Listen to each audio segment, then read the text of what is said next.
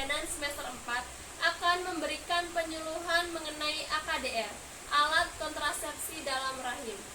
Baiklah, AKDR adalah suatu alat kontrasepsi yang telah dibentuk sedemikian rupa yang efektif, reversibel, dan berjangka panjang, dan dapat dipakai oleh semua perempuan dalam usia produktif atau usia subur sebagai suatu usaha pencegahan kehamilan, yaitu menurut Marmi 2016. Di sini ada jenis-jenis AKDR. Menurut EPO 2008, jenis AKDR yang dipakai di Indonesia antara lain AKDR Kaperti, Kaper 7, Multilode, dan Lipperslope. Di sini ada gambar-gambar AKDR. Contohnya ini adalah yang Kaperti dan Kaper 7. Keuntungan dari AKDR.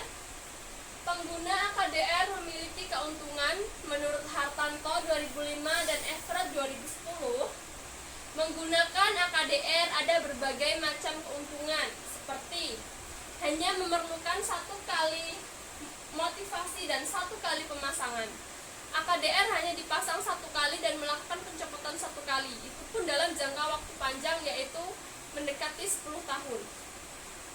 Tidak menimbulkan efek sistemik. Yang ketiga, dapat mencegah kehamilan dalam jangka panjang, yaitu 10 tahun.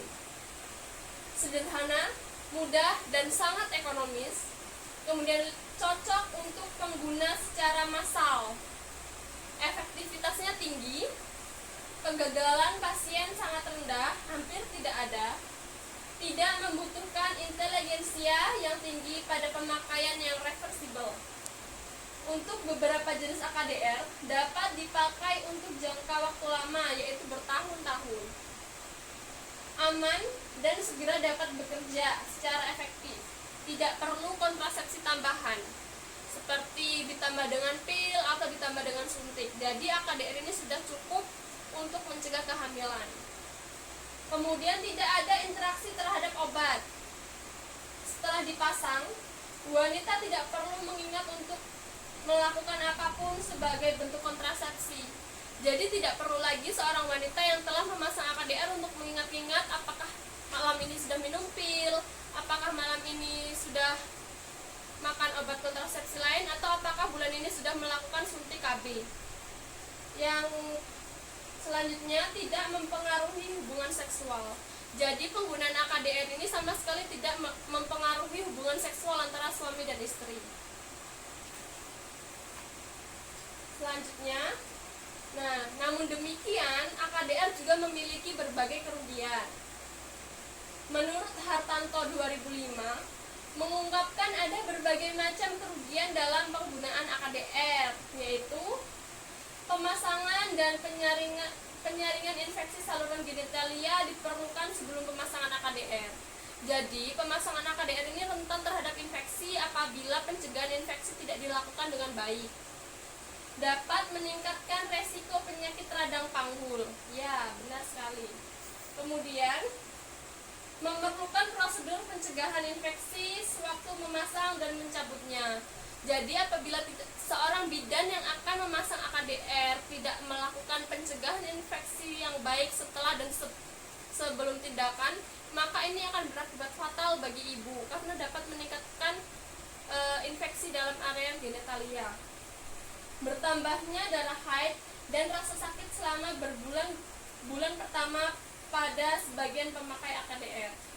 Jadi efek samping yang selanjutnya adalah bisa bertambahnya darah haid pada saat menstruasi dan rasa nyeri pada beberapa wanita dalam bulan-bulan pertama pemakaian AKDR. Pemakai tidak dapat mencabut sendiri AKDR yang telah terpasang. Jadi bagi wanita yang telah memakai AKDR tidak boleh untuk mencabutnya sendiri walau pada saat kencing terlihat benang atau pada saat cebok melihat benang. Pencabutan AKDR harus dilakukan oleh ahli yang sudah berpengalaman seperti bidan dan ke puskesmas terdekat. Pemakai tidak dapat terlindungi terhadap PMS, HIV atau AIDS. Jadi memakai AKDR ini sama sekali tidak melindungi tubuh kita dari penyakit menular seksual atau HIV/AIDS. Apabila sang suami atau hubungan memiliki penyakit HIV/AIDS, maka penggunaan AKDR ini tidak melindungi kita dari virus tersebut. Maka dari itu harus menggunakan KB kondom. AKDR dapat keluar dari rahim melalui kanalis cervicalis sehingga keluar ke vagina. Kemudian, bertambahnya resiko mendapat PRP atau peradangan pada panggul pada pemakai AKDR yang dahulu pernah menderita penyakit menular seksual atau mereka mempunyai mitra seks yang banyak seperti PSK dan wanita malam lainnya. Di sini ada efek samping AKDR. Menurut Lenovo 2009 dan Darmani 2003 mengungkapkan berbagai efek samping yang terjadi pada penggunaan AKDR.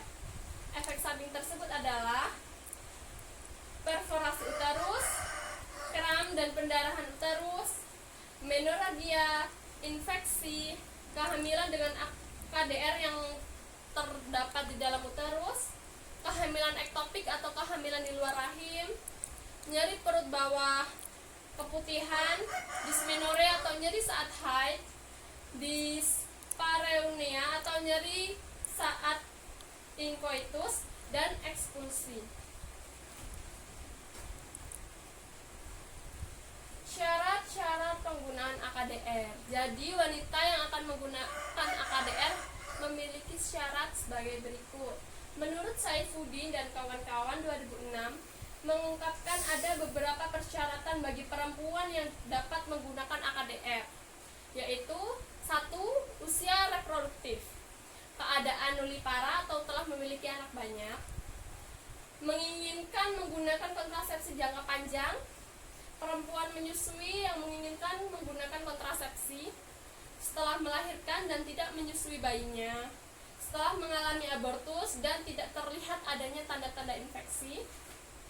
Kemudian, risiko rendah dari IMS atau infeksi menular seksual, tidak menghendaki metode kontrasepsi hormonal seperti KB pil dan KB suntik, tidak menyukai untuk mengingat-ingat minum pil setiap hari, tidak menghendaki kehamilan setelah 1-5 hari berhubungan seksual. AKDR dapat pula digunakan pada perempuan dalam segala kemungkinan keadaan seperti kegagalan kehamilan apabila tidak terlihat adanya infeksi, sedang memakai antibiotik, anti kejang, gemuk ataupun yang kurus, dan sedang menyusui. Baiklah, materinya telah saya sampaikan. Apakah ada yang ingin bertanya? Apabila ada yang ingin bertanya, silahkan WhatsApp. Baiklah, terima kasih. Saya Suci Anggreni. Wassalamualaikum warahmatullahi wabarakatuh.